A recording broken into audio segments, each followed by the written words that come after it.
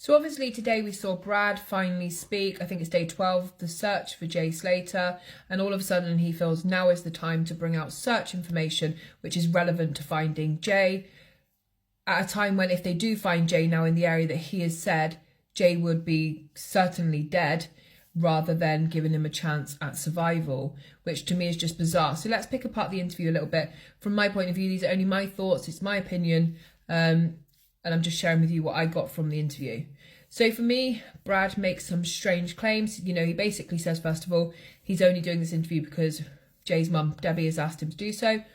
He is kind of telling us that he saw Jay on a video call, but when he says Jay came off the side of the road, he describes it visually. Like he says, there was a little small thing, he came over there, he went down like a small, like, it makes it sound like a small embankment, and then he says, I could hear that he was sliding down the mountain because of the gravel noises and his feet, etc.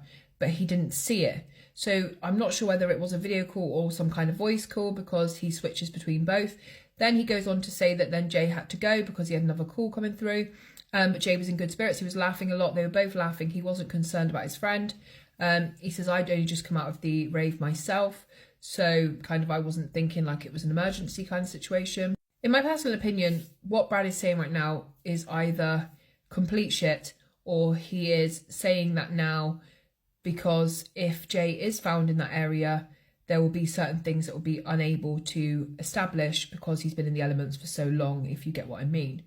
Now, surely, if you have a last video call with your best friend who is like a brother to you, and you see a certain area in that video call, you are not going to wait until day 12 in order to redirect the search party to that area.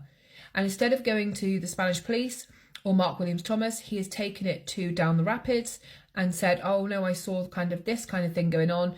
And now Down the Rapids has taken on a one-man solo mission to search that particular area.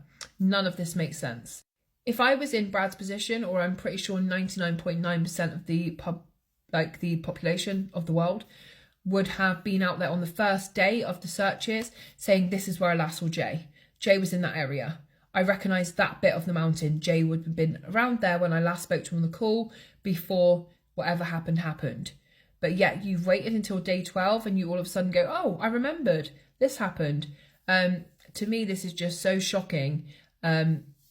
I would imagine from my point of view, that Brad is now saying this as a way of cementing in the public's mind that Jay was definitely on those mountains by himself in good spirits and nothing untoward has happened.